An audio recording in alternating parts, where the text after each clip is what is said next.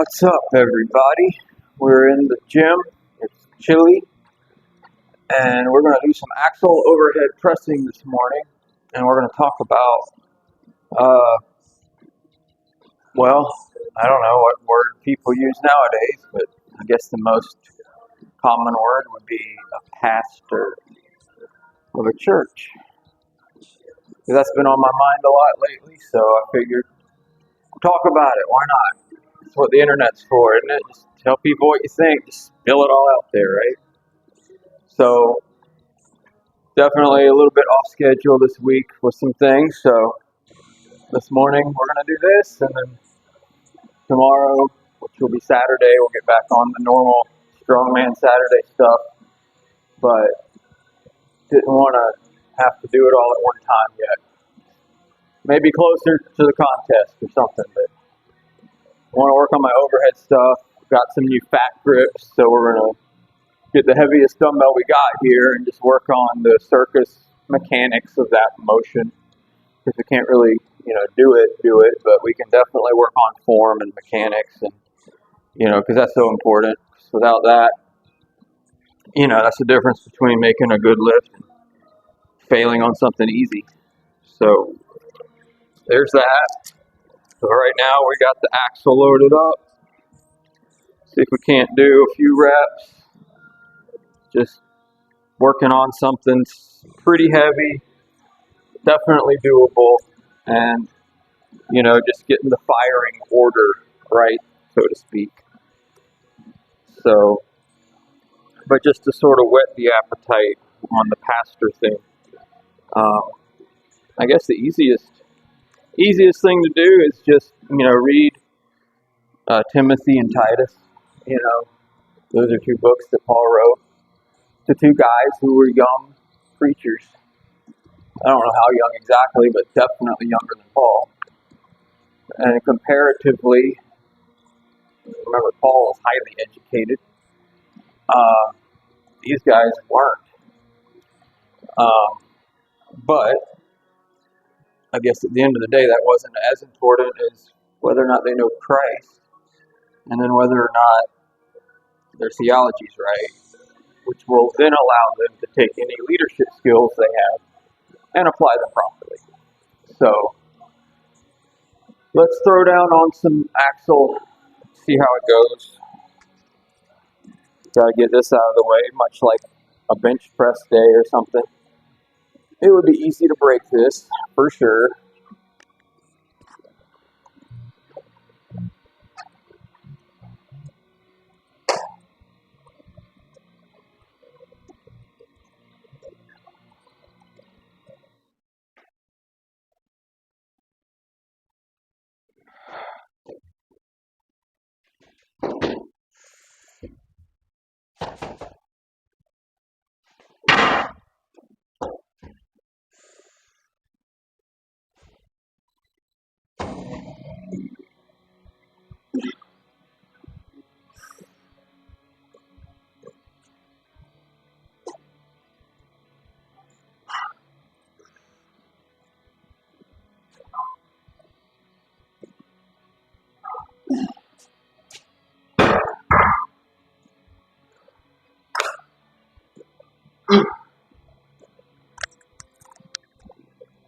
Yeah, that felt pretty good.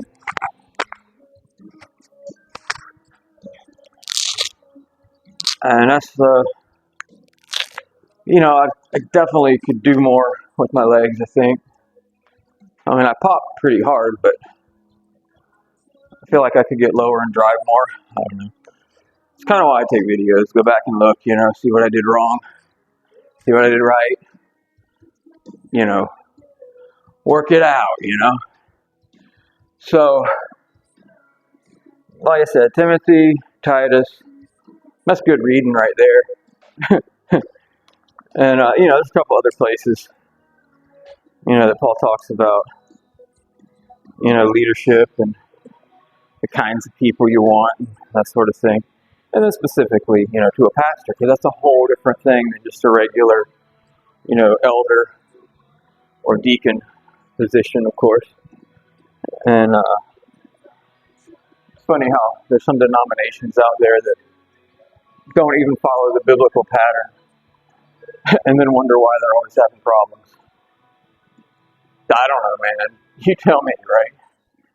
Y'all figured out a better way to do it than the Bible said it, so you tell me. Y'all are the experts, right? But anyhow, I guess it comes to people don't live forever. So as long as, that's the reason your church is looking for a new pastor, that's a good problem to have, because that means you've got a good guy, right? And then age and health and things come up, and that's kind of the situation I'm in, or we're in, looking at it at our church. So, what are we looking for next? And, there's a lot of options out there, I guess you could say. But, one of the things at our church is that we're not trying to be like everybody else. So, that, depending on how you define what not like everybody else is, could really narrow down the pool quite a bit, and I guess in everybody's mind they have sort of their own version of what it means to not be like everybody else.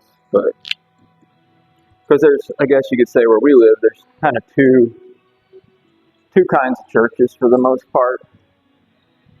There's more than that, but I'm thinking of a joke I made about that one time. But anyway, we'll just say for the most part, there's two kinds this time. And there's the old school. I mean, it doesn't matter which denomination, just the old school, like red bricks, white steeple, maybe some stained glass somewhere, or some imitation stained glass somewhere. There's probably choir rooms involved, a lot of piano going on. And not that there's anything wrong with those things, but they become sort of an idol to people and to those denominations and those churches. They do. I remember one time we were at a church really, really close to our house, visiting because it was close to our house, right? And the pastor there was a really nice guy, really trying hard to grow a church that was dying. And so he was pretty much fighting a losing battle. And this woman came up to him, older woman, on a Wednesday night right after the service and was literally screaming at him and said that service didn't count. The service didn't count because there wasn't any music, because we had a Bible study in the fellowship hall and had some food instead of, being in the sanctuary, having the music, having a message like the old school way of doing it. Instead, we shared food and had a Bible study in the fellowship hall. And this woman was livid. Not that she played piano or anything. She just had it in her mind that this was what church was, and there was no other way to do it. And the preacher was like, there's lots of ways to do it. And there's lots of ways not to do it too. Even more ways not to do it than there are ways to do it. But, to say that you can't fellowship in the fellowship hall with some food and a Bible study, that sounds a lot like Acts 2:42 to me, but who am I, Again, this older woman who knew everything, right? But see, then there's the other side of it. So let me bang out a set, and then we'll talk about, the other kind of church we see in our area.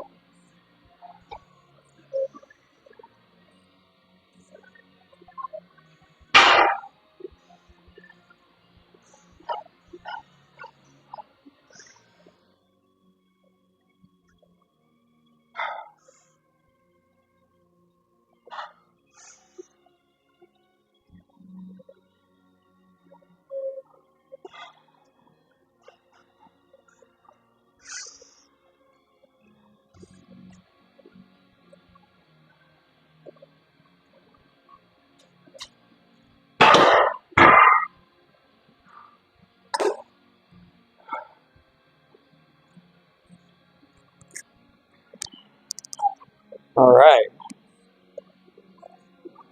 That felt pretty good too. You know, last one was a little tough. You saw that. It's okay.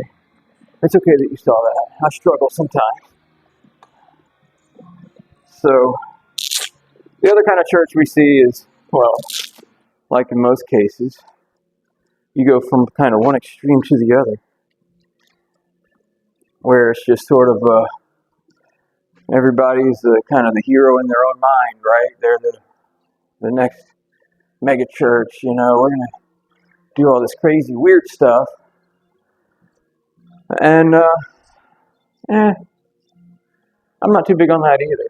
Okay, so I guess I just sort of let the cat out of the bag.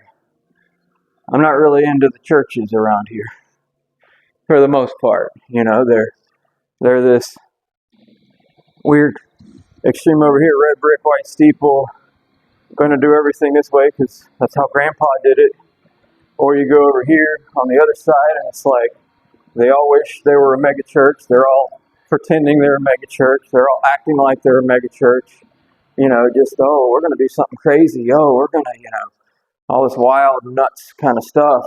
And it's like, well, you know what's missing in both of these scenarios? Both of these kind of churches, what's missing? Neither one of them are really big on, sounds crazy, but none of them are really that big on doing what God's Word says. All right? They're caught up in their system, their way of doing things, their methodology. That's become their idol. And so the problem of going from one extreme to the other is you're both wrong. You're both doing almost the same thing that's wrong, just in different ways. And so you think you're so different because you're looking at each other, but what you're not looking at is what God's telling you to do. And you're comparing yourself to what's around you instead of holding up God's Word and comparing yourself to that. So in both cases, that what they need to do is, go look at the Bible. Is theology matters. Theology is your background. It's your footing, your foundation, the footer that holds up the whole thing. And so whether you're going to wear a t-shirt or a tie, that's not as important as your theology, okay? And both cases, they kind of run away from a lot of that because it's not comfortable, because the people at either one of these type of churches, especially at either church, either type, the big money people, a lot of times, are doing things that aren't right, and they don't want to talk about it because they're given the money, or they got influence, or they got power of some sort, or they really bring something to the table. And so it's like, well, we're just not going to talk about that too much. We're not going to be really big on that. There's, and this could go for either type of church. Sexuality is a real hot topic today. And it's like, man, as long as we hammer the rainbow flag, everybody's going to be happy. But as soon as we start pointing at the pew and saying, you had a kid and you're not married, or y'all are living together and you're not married, can't say that anymore. Somebody's going to get butt hurt, It's like, that's not right at all. That's straight wrong. Because just because you like those people and whatever, I'm more interested in what God's Word says about stuff like that than how much I like somebody. So, again, we're coming down to, what are we looking for in a pastor? So my number one thing would be, what's his theology? That's it. Because if he's got the gift to be a pastor, then all that stuff will fall into place. But if his theology's right, the church is never going to go anywhere. It's just going to fail. Or it'll be a social club.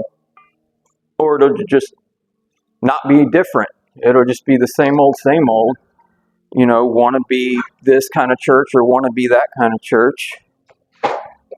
And so I'm definitely not looking for somebody like that. And it's just stuff you got to think about, man. Theology first. Well, there's lots of people out there that can pastor, but how many people can really handle God's word properly? Because without that, you got nothing. Without that, you aren't different. You're the same old, just with a different name on your sign and doing the same kind of programs the church around the corner is doing, same kind of stuff everybody else is doing. You're not different. And you're not making a difference. Because they'll just as easily go somewhere else as, go where we are. So honestly, what was going to make us different is going to be standing on God's word and all of it. And what's going to make us different is definitely having good and right theology, and that is what we lead the charge with. Not all the bells and whistles and fancy fun stuff that we might be doing at times. That's all secondary importance. If you don't know God's word, then none of that other stuff really is going to matter in the long run. Because then when the trials and the difficulty come, what do people do? They just quit. Because they're built on sand. They're not built on the rock. So, there's some irony in that. Right there, too, for people that know. If you know, you know. If you don't know, message me or something. I don't know. You can't do that. You probably don't have my phone number either. So we're going to do some rep work. And then move on to the dumbbell thing. I'll probably just make a short out of that to show off my new fat grips because they're so fun. So, go out and have a good day if you want to.